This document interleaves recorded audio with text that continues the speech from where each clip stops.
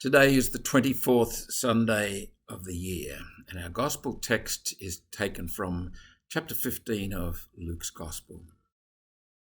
In fact, the parable of the prodigal son, which is in this text, along with the Good Samaritan, probably represent two of the best stories in the Western canon of literature. They're extraordinary, and extraordinary the way people have quoted them, cited them down through the ages and even today.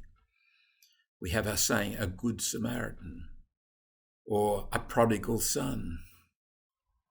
There is something deep, rich, and powerful about this text. I'd like to focus on grumbling. Sorry to be too negative, but there are two attitudes evident right from the word go in this. There's all the tax collectors and sinners and riffraff. They want to listen to Jesus. That's a very different attitude to the scribes and the Pharisees, who were on the sideline grumbling about Jesus, grumbling to his disciples. What's the matter here?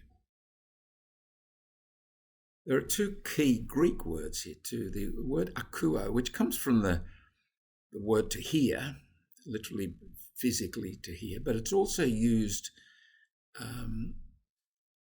as something deeper than just a physical thing. Hearing, as St. Benedict would say, with the ear of the heart.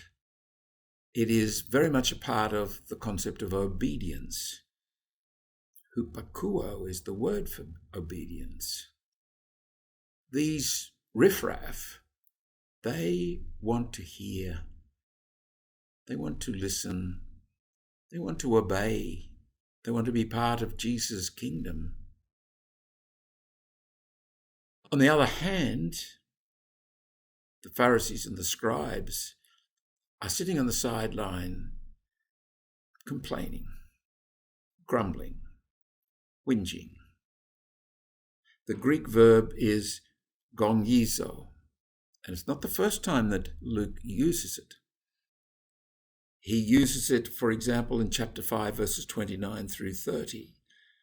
Levi gave a great banquet for Jesus, and there was a large crowd of tax collectors and others sitting at table with them. And guess what? The Pharisees and their scribes were complaining. Luke chapter 7, verse 33 says, John the Baptist has Jesus saying, John the Baptist has come eating no food and drinking no wine, and you say he has a demon. The Son of Man has come eating and drinking, and you say, look, a glutton and a drunkard and a friend of tax collectors and sinners. The two contrasting attitudes here run throughout Luke's gospel. There are those, typically the powerless, who have the attitude that is affirmative, positive, well, they want to listen. Contrasted with those, typically the powerful, who don't want to listen to Jesus. They're the ones who are grumbling, they're complaining. Now, actually, if the truth be told, nobody likes a grumbler, a whinger. Whinging's a good word, isn't it? It's almost onomatopoeic. St. Paul writes in his letter to the Philippians, do all things without grumbling or questioning. St. James writes, beloved, do not grumble against one another so that you may not be judged.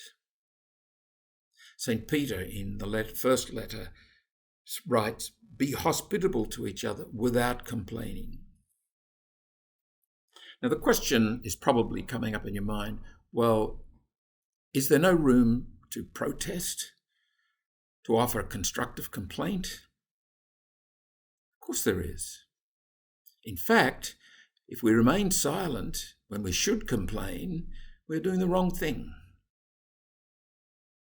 But there's a world of difference between constructive criticism on the one hand and grumbling on the other.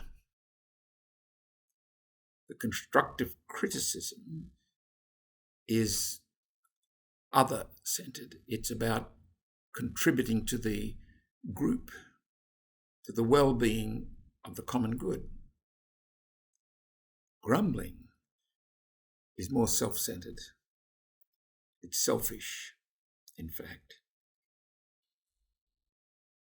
The rule of St. Benedict is interesting in this regard. In chapter 4, he mentions grumbling. He says, don't grumble. And then it's mentioned quite a number of times in 8 chapters. A good example of Benedict's understanding of grumbling, he says, even though the monk carries out the order, his action will not be accepted with favour by God, who sees that he is grumbling in his heart. And remember, Benedict, in his rule, which dates from the middle of the 6th century and is as relevant, as topical, as practical today as it was then, and practical not just to monks, but to all of us. The condemning of grumbling, as far as I can see, has a lot to do with its deleterious relationship to the community, and because it undermines both obedience and humility. And indeed, once obedience and humility are being undermined, no doubt the grumbling will increase. So it's a vortex of negativity that is set up. Perhaps a key to what is being condemned here is that phrase of the heart. It's a disposition that is selfish versus a disposition that is mystery-centered. Grumbling, I suggest, is manifestative of an attitude that you do well to pay attention to. If you find yourself constantly complaining, chronically negative, don't just try to stop, but listen, what's going on? There's something happening. Pay attention to it. Do what the grumbling is preventing you from doing, namely embrace the truth. The truth will set you free. You won't have any need to grumble when you deal with the truth.